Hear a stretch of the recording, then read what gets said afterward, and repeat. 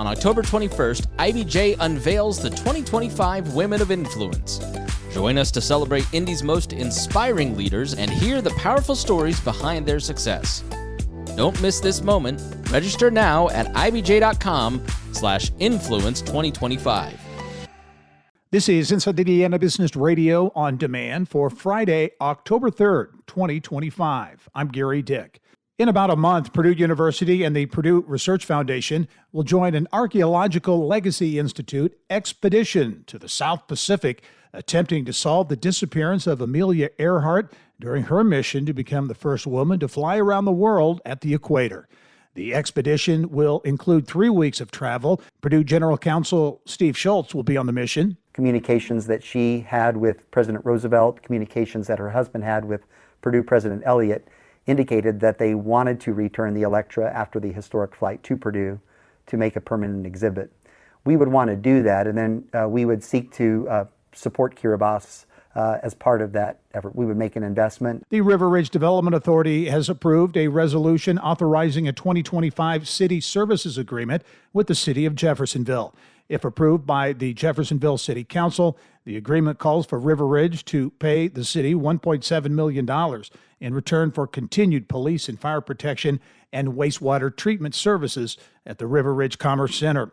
After more than a year of construction, Huntington-based Bippus State Bank has cut the ribbon on its new regional operations center in the city's downtown. While financial details of the bank's investment in the facility are not being disclosed, Bippus said the 2-story building brings its entire regional staff under one roof. You're listening to Inside Indiana Business Radio.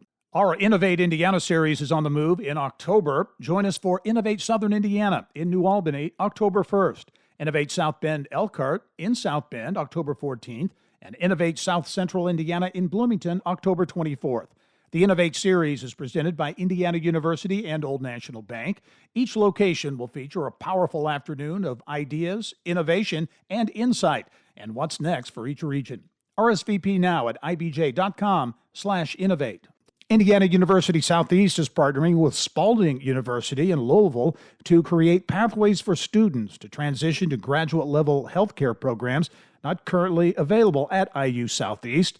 The university signed a memorandum of understanding with the private Catholic university this week to establish a preferred admissions pathway between the two schools.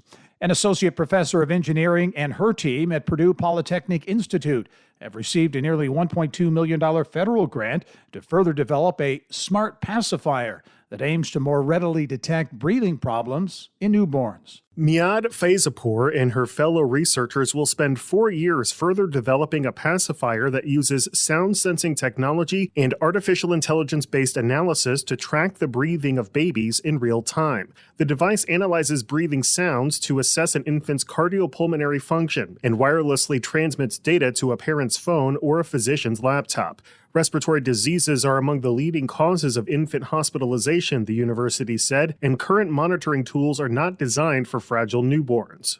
The funding represents the first R01 National Institutes of Health grant that Purdue Polytechnic Institute has received. R01 grants fund mature research projects that feature strong preliminary data to support their hypothesis. Faizapour has taught and conducted research at Purdue since 2010 and is a core faculty member of the university's Applied AI Research Center, which was founded last year.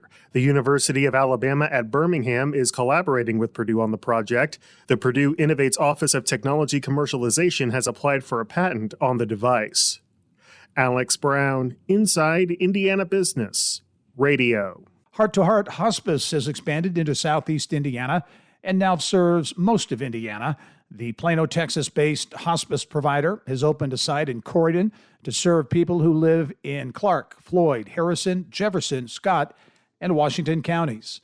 This is Gary Dick for Inside Indiana Business Radio on demand. From broadcast to podcast, Inside Indiana Business with Gary Dick is now available anytime on YouTube or in your podcast feed. Subscribe and listen wherever you get your podcast or at ibjpodcast.com.